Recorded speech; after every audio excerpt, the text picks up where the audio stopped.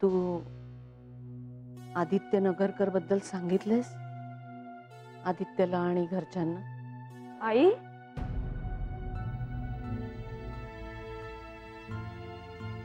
Sorry, तू रागावलीस का ग?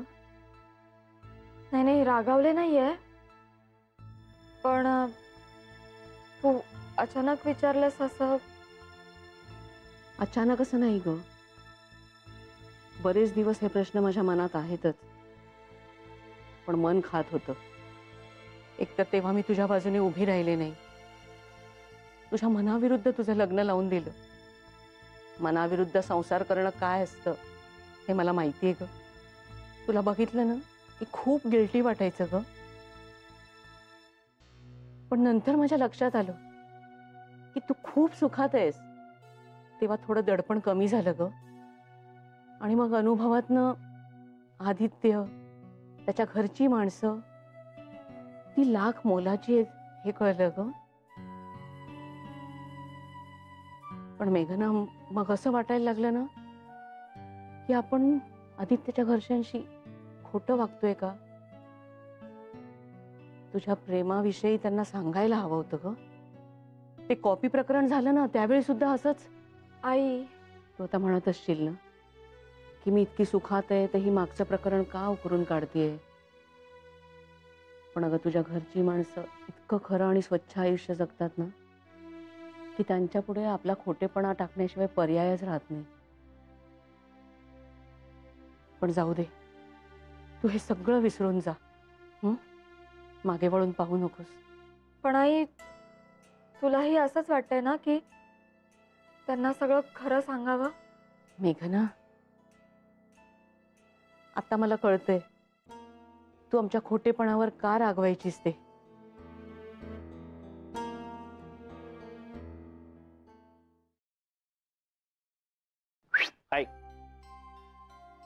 अमित, तू चक्क आलायस? हो. ए, आणि आल्याला झोपतोयस कशाला? उठ बरं, उठ. अगं नाही, प्लीज जरा पडू देत नाही आम्हाला. ऐक ना अमित, काय? तू आणायचे आलाच आहेस लवकर ना, तर माझ्या मनात एक खूप मस्त कल्पना आहे. आपण ना तुझ्यासाठी छान शर्ट आणायला जाऊया. नको नको नको नको, मला भीती वाटत. नको नको नको नको तुझ्या कल्पना. अरे तू संध्याकाळी नकोस रे अमित, उठ प्लीज. नवीया, ऐक ना माझं, जरा आराम करू देत ना मला. हा, आज नको. हा, आपण नंतर जाऊया. अरे असं काय करतोस अमित? खरं तर मीच जाऊन आणले असते, पण तुझं फार असतं चॉईसचं वगैरे. जाऊया ना रे, प्लीज. ए प्लीज, आज नको ना. आज जरा मला लोळू देत ना प्लीज. आज नको. नाही अमित. अरे यार, अरे असं काय करतोस? संध्याकाळचं नको ना झोपूस. जरा धीर धरणार आहे. हवं तर एक काम करूया, मी ना जेवण गरम करते, तू लवकर जेव आणि लवकर झोपून जा. बरं ऐक ना, आता तू अनायसे लवकर आलेलाच आहेस ना, तर जरा प्लीज माईंना भेटून घे ना. त्या बिचारे सुकल्यात रे, तू भेटत नाहीयेस म्हणून. अरे मग चांगलं आहे की माझं काम मी असंच डे नाईट चालू ठेवतो, जरा बारीक तरी होईल ती. काय तिचा वॉक चालू आहे का ग? नाही ना रे, बारगळलं ते सगळं. काय सांगतेस? हो. थांब जरा बघतो तिच्याकडे. आलो. पण बरं वाटलं हो तुमच्याशी बोलून. हो हो, या ना, या या, कधी या घरी. बरं, अच्छा, ठेवते फोन. कधी ना या. अगं बाई, कोण आहे? पल्लव? अरे एवढे मोठे हात कसे काय झाले बाबा तुझे? कोण आहे? आ आ अमित? अगं बाई, हा अगदी आपला अमित सारखा दिसतोय नाही हुबेहूब. आमचा मुलगा ना अगदी तुमच्यासारखाच दिसतो, पण काय आहे अलीकडे तो खूप बिझी आहे. म्हणजे तो ऍड एजन्सी मध्ये आहे ना. हो.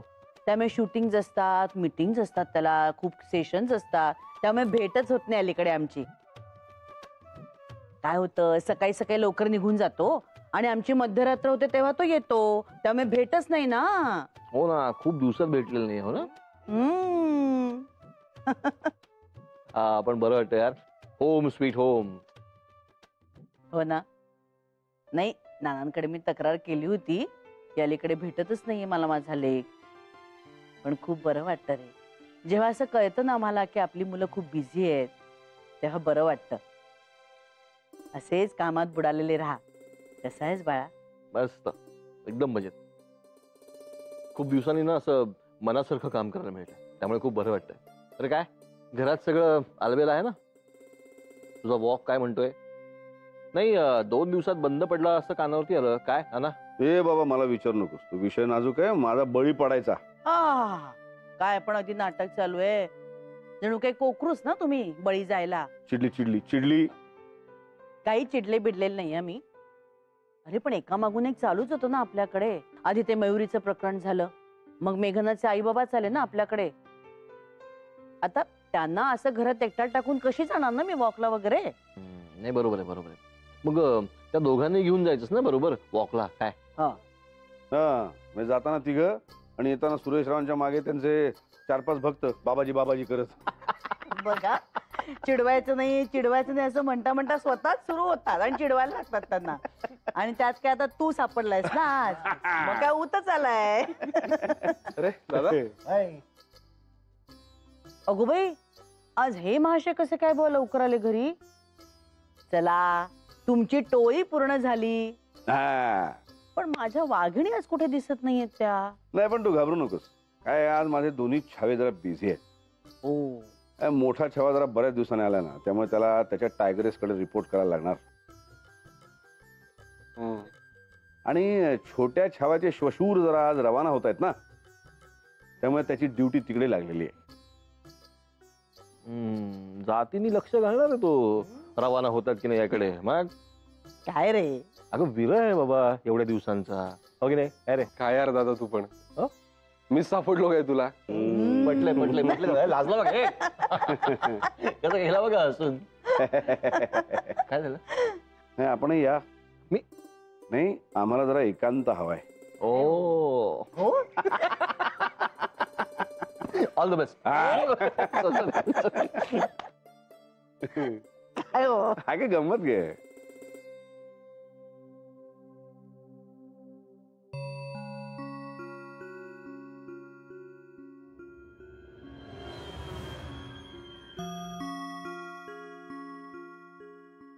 मेघना, काय ग, कसला विचार करतेस एवढा? आलास तू? तूच लवकर बोलवलंस म्हणून आलो, पण तू तर मूड ऑफ करून बसलेली दिसते. अरे नाही, काय झालंय? कुठे काय, छान आहे मूड माझा. नाही बोलतायत तुला खोटं. काय झालंय? खोटं दडवता येत नाहीये, हाच प्रॉब्लेम झालाय. मेघना, प्लीज आदित्य, रागावू नकोस रे. पण तुझ्या लक्षात नाही येते, खूप जड जात आहे मला.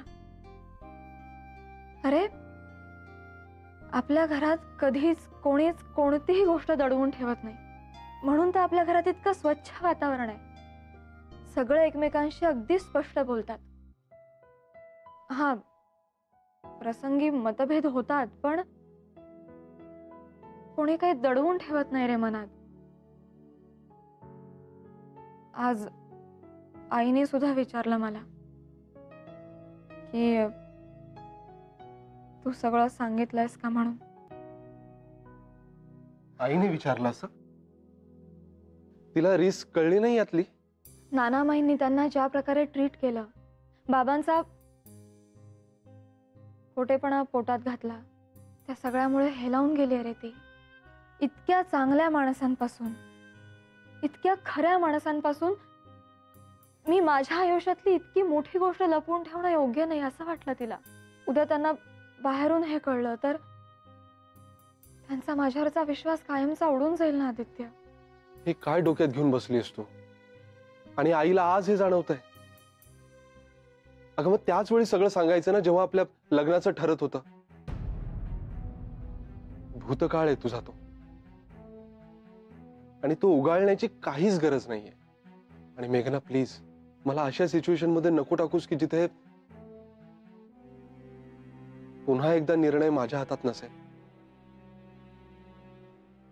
माझं प्रेम आत्ता कुठे माझ्या जवळ आलंय यार, आणि तू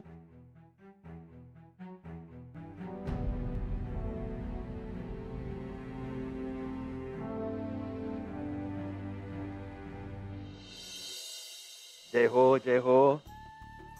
येतो बरं का? हा येतो. जय हो. या माईसाहेब, नानासाहेब, आनंद वाटला, दंगा केला, तुम्हा लोकांना खूप त्रास दिला, पण तुम्ही सांभाळून घेतलं. नानासाहेब, जय हो. नानासाहेब, जय हो, जय हो, जय हो, जय हो. अहो नाही, कृपा करून आमचा जय जयकार करू नका. नाही काय, महाराज व्हायचा मोह व्हायचा उगाच. काय फटकेबाजी करतात ना नानासाहेब. नानासाहेब, 4 दिवस तुमची सेवा करायची संधी दिली. जय हो. अहो काय बोलताय तुम्ही? आपण नाही त्यांची केली, त्यांनी आपली सेवा केली. आता ते सगळं बाजूला राहू दे माधवीताई. तो महत्वाचा मुद्दा आहे का? तुम्हाला 2 दिवस इथे राहिल्यावर बरं वाटलं ना, बस झालं. खरंच अगदी माहेर पण घडलं हो मला. हो ना, मग पुन्हा एकदा बजावून सांगते, मनात आलं ना की सरळ सामान घ्यायचं आणि तडक इकडे निघून यायचं लेकीकडे. काय नाही नाही, त्यांच्याकडे बघू नका. त्यांनी विरोध केला ना, त्यांना म्हणायचं चला आणि घेऊन यायचं. काय सुरेशराव? काय नानासाहेब, थट्टा करता. अहो, मुलीच्या घरी असं येऊन मुक्काम ठोकायचं बरं नाही वाटत हो. पद्धत नाही ती. म्हणजे आमच्या बाबाजींनी आदेश दिला म्हणून येऊन इकडे मुक्काम ठोकला. हा, आता आम्ही आमच्या परीने आदेश पूर्ण करायचा प्रयत्न केला, पण बाकी आता तेच बघून घेतील. बाबाजी, बाबाजी, बाबाजी, लक्ष असू द्या. बाबाजी, आमच्या लेकीवर लक्ष असू द्या, आमच्या जावई बापूंवर लक्ष असू द्या, नानासाहेबांवर लक्ष असू द्या, माई साहेबांवर लक्ष असू द्या. लक्ष असू द्या बाबाजी. जय हो. हो, लक्ष असू द्या. अहो पुरे झालं आता, चला निघूया. हा, चला. आई, आम्ही येतो तुम्हाला कोपऱ्यापर्यंत सोडायला. अहो, नको हो, आम्ही जाऊ ना. अहो असं कसं बाबा, निदान कोपऱ्यापर्यंत तरी येऊ द्या ना. नानासाहेब, म्हणजे आम्ही जातोय की नाही याची खात्री करून घेतायत. ओला ओला. अहो ठीक आहे, ठीक आहे, आम्ही निघतो. अहो चला. चला. आलो.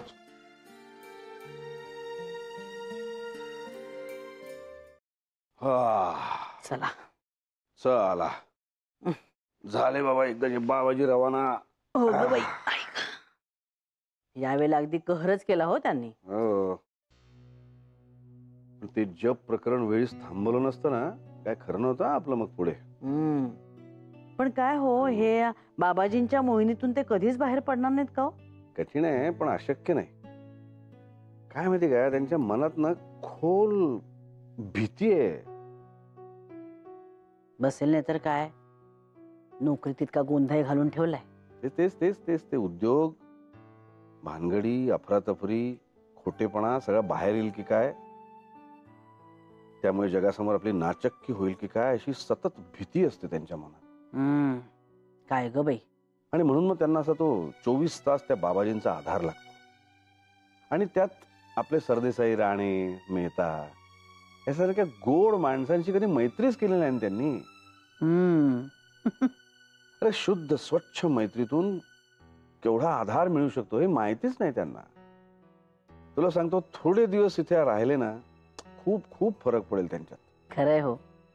अहो माधवीताईनं सुद्धा माहेर पण म्हणजे काय अनुभवाला मिळालं असेल. माझ्याजवळ अगदी मन मोकळं करून बोलत होत्या. तिथे एकटं वाटत असेल हो त्यांना. आणि तिथे म्हणजे काय, बाबाजींचा एकतर्फी मामला. नाही, पण या माधवीतांनी थोडस कडक राहायला हवं होतं ग. अहो तोही स्वभाव असावा लागतो एकेकाचा. लेकीला मोठं करता करता गप्प राहून सगळं सहन केलं असेल या बाईनं. आणि नवऱ्याविरुद्ध बंड पुकारणं तुम्हाला वाटते इतकं सोपं नाहीये. नाही, ह्याच्यासाठी ना मुळात खमकेपणा असावा लागतो. नाहीतर तो नवरा तरी पूर्णपणे कामातून गेलेला हवा, म्हणजे अख्खा समाज त्या बाईच्या पाठीशी उभा राहतो. पण असं अर्धवट कात्रीत सापडलेल्या बायका असतात ना, त्यांचं कठीण असतं रे देवा. पण काय हो, तुम्हाला एक गोष्ट जाणवली का, आदित्य अजूनही आपल्या सासरे बुवांवर नाराज आहे. हा, जाणवलं ना. पण ठीक आहे, मेघना करेल त्याला ठीक. आपण काही करायची गरज नाही. खरंय.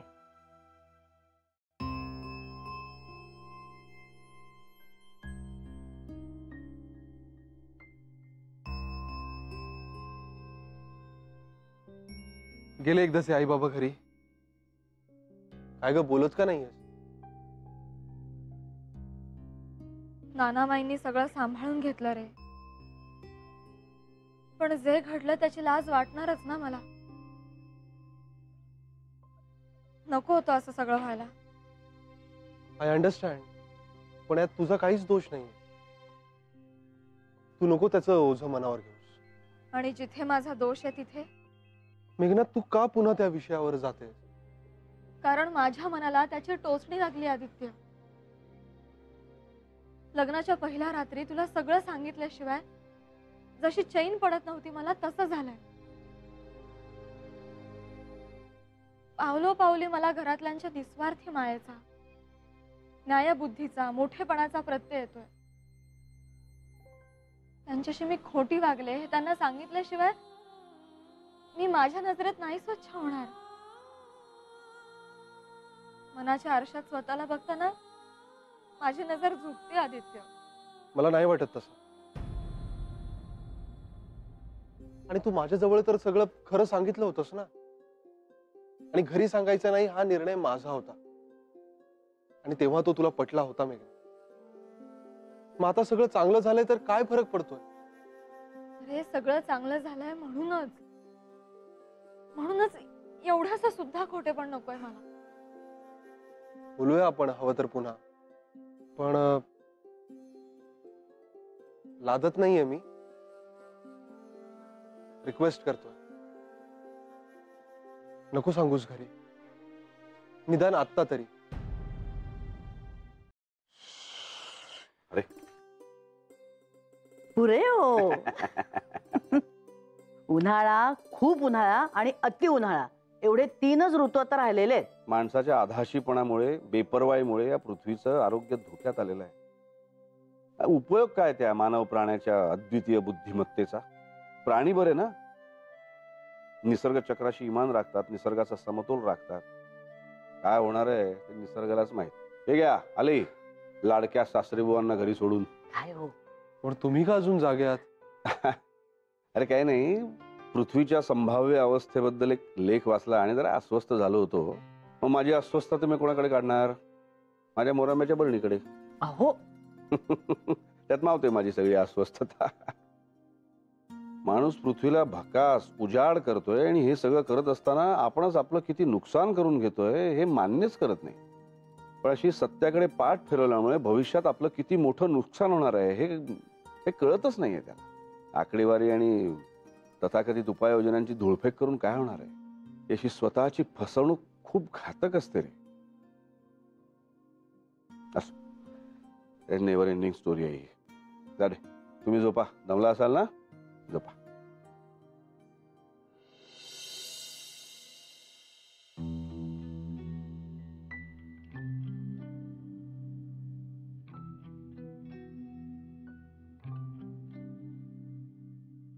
तुझं म्हणणं मला पटलं नाही म्हणून अपसेट झालीस ना?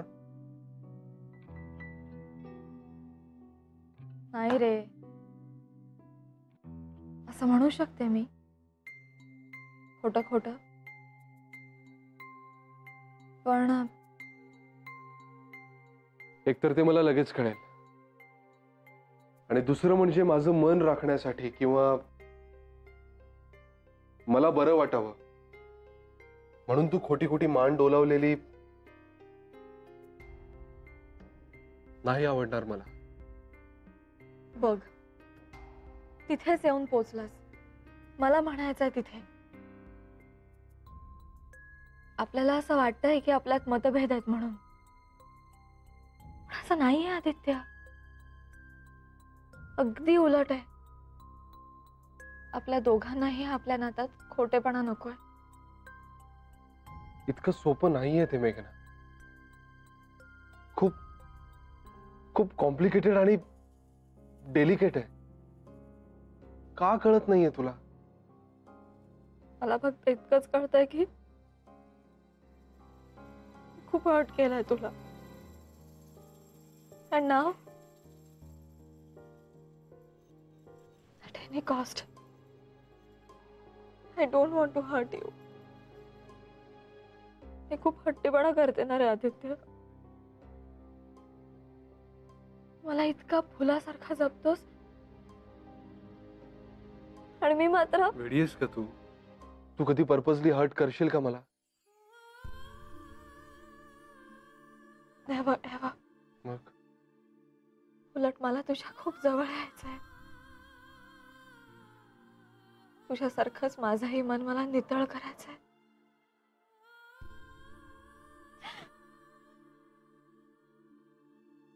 आपला दुरावा आलेला मला अगदीच सहन नाही होणार. आणि माझ्यामुळे तू हर्ट झालेला तर अजिबातच नाही.